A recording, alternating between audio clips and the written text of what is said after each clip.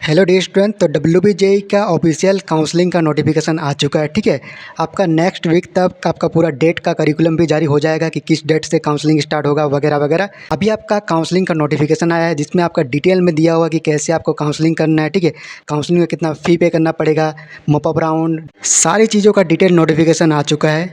तो आप लोग WBJEE की ऑफिशियल वेबसाइट में जाओगे तो आपको राइट साइड में दिखेगा करंट इवेंट के सबसे टॉप में काउंसलिंग नोटिफिकेशन WBJEE 2024।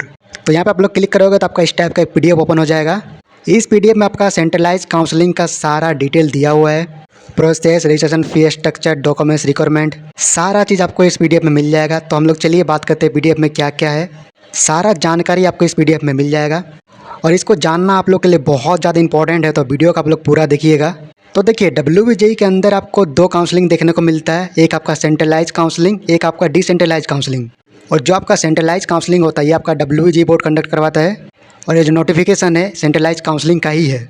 एक और काउंसलिंग होता है जिसको बोलते हैं डिसेंट्रलाइज काउंसलिंग, और ये जो आपका डिसेंट्रलाइज काउंसलिंग होता है ये आपका WBJEE बोर्ड कंडक्ट नहीं करवाता है। ये आपका गवर्नमेंट कॉलेज में सीट वैकेंट रह जाता है, तो उन सीट वैकेंट को फिलअप करने के लिए, भरने के लिए आपका गवर्नमेंट कॉलेज खुद से डिसेंट्रलाइज काउंसलिंग करवाते हैं। और डिसेंट्रलाइज काउंसलिंग आपको बहुत ही बाद में, लास्ट में देखने को मिलता है। तो चलिए अब हम लोग देखते हैं सेंट्रलाइज काउंसलिंग के बारे में जो आपका WBJEE बोर्ड कंडक्ट करवाता है।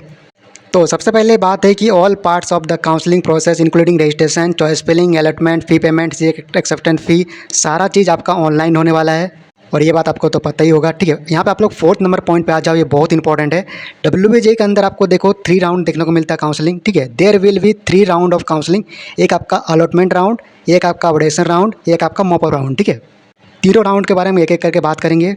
उससे पहले देखिए, आपको काउंसलिंग करने के लिए रजिस्ट्रेशन करना पड़ेगा। तो 8 नंबर पॉइंट पे आपका लिखा है the registration fee round 1 counselling it 500 rupees. तो राउंड 1 में जब आप लोग रजिस्टर करोगे तो आपको काउंसलिंग की 500 रुपीज़ पे करना पड़ेगा। और वहीं पे जब आप लोग राउंड 1 के बाद जब मॉपअप राउंड में पार्टिसिपेट करोगे तो आपको 200 रुपया और एक्स्ट्रा फ़ी पे करना पड़ेगा। यानी राउंड 1 में 500 रुपीज़ प्लस जब आप लोग मॉपअप में दाओगे तो 200 प्लस यानी 700 रुपीज़। और अगर आप लोग राउंड 1 में पार्टिसिपेट नहीं करते हो बाई चांस, ठीक है, तो आप लोग डायरेक्ट मॉपअप राउंड में पार्टिसिपेट कर सकते हो। तो ऐसे में आपको अलग से रजिस्ट्रेशन करना पड़ता है और वहाँ पे आपको 1000 रुपीज़ पे करना पड़ता है।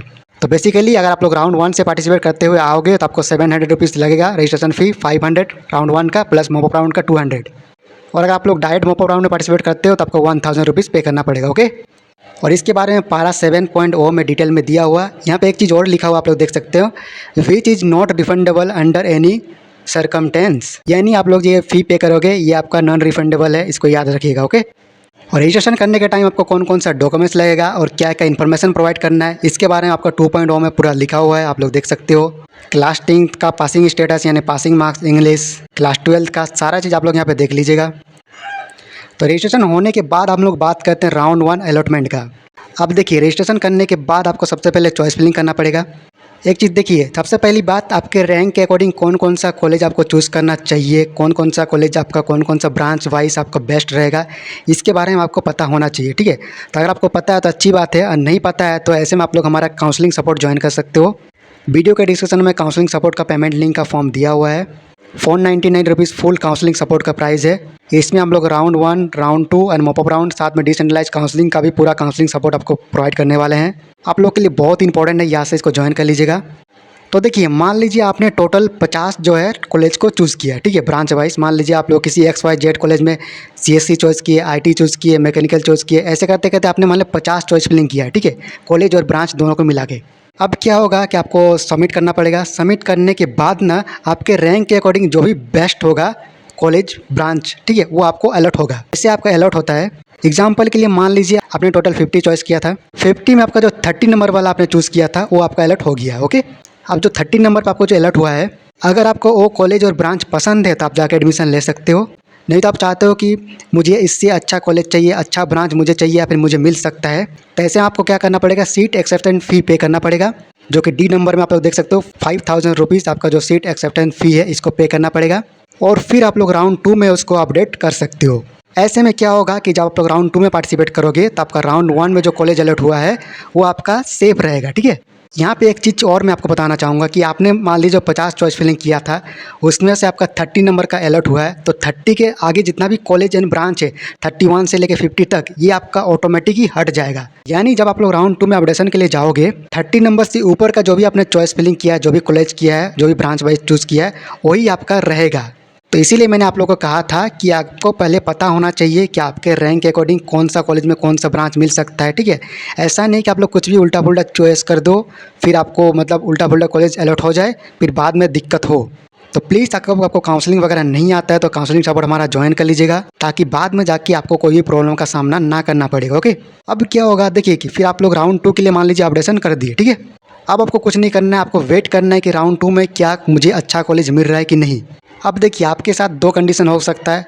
पहला, या तो आपको राउंड 2 में कोई अच्छा कॉलेज अच्छा ब्रांच मिल जाए, तो आपने जो सीट एक्सेशन फ़ी पे किया है 5000 रुपीज़, ये आपका ऑटोमेटिक ही जो कॉलेज आपको राउंड 2 में मिलेगा उसमें शिफ्ट हो जाएगा। तो राउंड 2 में आपको जो कॉलेज मिला उसमें आप लोग एडमिशन ले सकते हो। अगर आप लोग उसमें एडमिशन नहीं लेते हो तो आप लोग मॉपअप राउंड में पार्टिसिपेट कर सकते हो, ठीक है। अगर आप लोग राउंड 2 में एडमिशन ले लेते हो कोई कॉलेज में, तो आप लोग मॉपअप राउंड में पार्टिसिपेट नहीं कर सकते हो। दूसरा कंडीशन हो सकता है कि आपको राउंड 1 में भी कॉलेज ना मिले, राउंड 2 में भी कोई कॉलेज ना मिले, तब भी आप लोग मॉपअप राउंड में पार्टिसिपेट कर सकते हो। आप लोग को राउंड 2 में कॉलेज मिलता है, ठीक है, तो आप लोग एडमिशन ले सकते हो। अगर एडमिशन नहीं लेते हो तो ऐसे में आप लोग सीट एक्सेशन फ़ी पे करते हो, देन फिर आप लोग मॉपअप राउंड में पार्टिसिपेट कर सकते हो। यानी बेसिकली कहने का मतलब है कि अगर आप लोग सीट एक्सेशन फ़ी पे करके रखते हो तो आप लोग आगे आने वाले राउंड में भी पार्टिसिपेट कर सकते हो, या फिर आप लोग अपडेशन कर सकते हो। ओके, अगर आप लोग सीट एक्सेशन फ़ी पे नहीं करते हो तो ऐसे में आपका जो सीट है वो कैंसिल हो जाएगा। इसको मैं एक बार फिर से शॉर्टकट में रिपीट कर देता हूँ। देखिए, सबसे पहले आपको रजिस्ट्रेशन करना पड़ेगा काउंसलिंग के लिए, ठीक है। रजिस्ट्रेशन करने के बाद आपको चॉइस फिलिंग करना पड़ेगा, ठीक है। मान लीजिए आपने 50 चॉइस फिलिंग किया है, ठीक है। 50 में से आपको 30 नंबर पे जो आपने चॉइस किया था एग्जाम्पल के लिए, वो आपको अलॉट हो गया। अब आप चाहो तो वहाँ पे एडमिशन ले सकते हो अगर आपको पसंद है तो। नहीं तो आप लोग चाहते हो कि मुझे इससे अच्छा चाहिए, तो आप लोग उसको सीट एक्सेशन फीस जो आपका 5000 है उसको आप लोग पे कर दीजिएगा। देन फिर आपको अपडेशन का ऑप्शन मिलेगा सेकंड राउंड में, ये अपडेशन उसको कर दीजिएगा, ठीक है। तो ऐसे में क्या होगा कि आपके जो राउंड 1 का कॉलेज मिला है वो आपका सेफ रहेगा। अब अगर आपको राउंड 2 में कोई कॉलेज मिलता है उससे अच्छा, तो आप लोग वहाँ जाकर एडमिशन ले सकते हो। और अगर आप लोग चाहते हो कि मैं मॉपअप राउंड में भी पार्टिसिपेट करूँ, तो सिंपली आपको सीट एक्सेशन फ़ी जो है 5000 उसको पे करना है।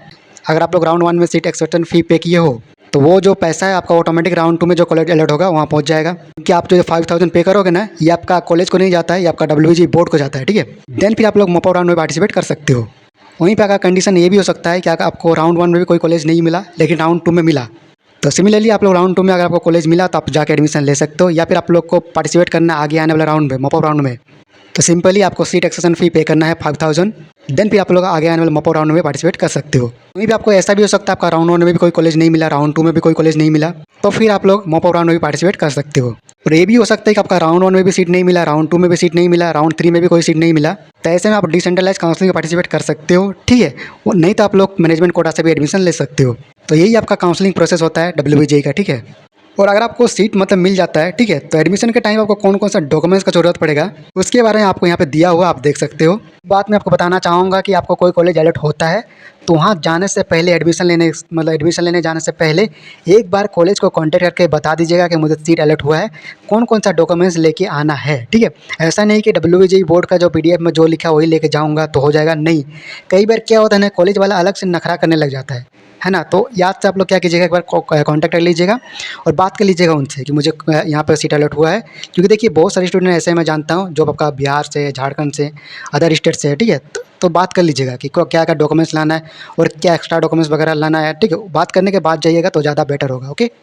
और ये बात मैं आप लोगों को बहुत ही एक्सपीरियंस के साथ बोल रहा हूँ, काफ़ी सारे स्टूडेंट के साथ ऐसा हो चुका है, ठीक है। और बाकी अगर आप लोग को कुछ डाउट है, ठीक है, तो आप लोग कमेंट कर सकते हो। या फिर आप लोग चाहते हो कि WBJ से मैं बात करूँ कॉन्टैक्ट करके, तो यहाँ पर लोग देख सकते हो WBJ के हेल्पलाइन नंबर दिया है, आप इनसे कॉन्टैक्ट करके बात कर सकते हो। बाकी हो सके तो एक बार PDF का आप लोग पढ़ लीजिएगा, ठीक है। बेसिकली डॉक्यूमेंट्स वगैरह देख लीजिएगा, कौन कौन सा डॉक्यूमेंट्स की रिक्वायरमेंट है, तैयार करके रख लीजिएगा, ठीक है। हालांकि डॉक्यूमेंट्स के ऊपर भी जल्द वीडियो लेके आने वाले हैं। और देखियो, अगर आप लोग फर्स्ट टाइम काउंसलिंग वगैरह कर रहे हो, पार्टिसिपेट कर रहे हो, आपको काउंसलिंग वगैरह का उतना नॉलेज नहीं है WBJ बोर्ड का, तो ऐसे में आप लोग याद से काउंसलिंग सपोर्ट ज्वाइन कर लीजिएगा, ठीक है। क्योंकि देखिए आपको मतलब अगर आपको पता नहीं है तो बहुत दिक्कत होने वाला है, क्योंकि WBJ में चॉइस फिलिंग वगैरह करना पड़ता है, ठीक है। और आपको पता होना चाहिए किस तरीके से चॉइस फिलिंग वगैरह होता है। और साथ में चॉइस फिलिंग करने से पहले आपको ये भी पता होना चाहिए कि आपके रैंक के अकॉर्डिंग कौन सा बेस्ट कॉलेज मिलने वाला है, ठीक है। कॉलेज का लिस्ट आपके पास होना चाहिए, तभी आप लोग एक बेहतर तरीके से अपने रैंक के अकॉर्डिंग बेहतर कॉलेज चूज़ कर पाओगे। तो ठीक है, आप लोग याद से हमारा काउंसलिंग सपोर्ट ज्वाइन कर लीजिएगा, आप लोग के लिए बहुत ज़्यादा हेल्पफुल होने वाला है। और जैसे कि मैंने आप लोगों को बताया, वीडियो के डिस्क्रिप्शन में पेमेंट का लिंक दिया हुआ है। अगर आप लोग को इसके अलावा कुछ भी डाउट है तो आप मुझे कमेंट कर सकते हो। और आपको हमारे व्हाट्सएप ग्रुप और टेलीग्राम ग्रुप का भी लिंक वीडियो के डिस्क्रिप्शन में दिया हुआ है, ठीक है। आप लोग वहाँ भी ज्वाइन कर लीजिएगा, ठीक है। ये जो PDF है मैं आपको व्हाट्सएप ग्रुप में और टेलीग्राम ग्रुप में सेंड कर दूँगा, आप लोग वहाँ से इजीली डाउनलोड करके देख सकते हो। ओके, तो चलिए ठीक है, उम्मीद करता हूँ कि आपको वीडियो समझ में आया होगा। कुछ डाउट तो आप कमेंट कर सकते हो। तो वीडियो को मैं ही खत्म करता हूँ। वीडियो को पूरा देखने के लिए थैंक यू सो मच।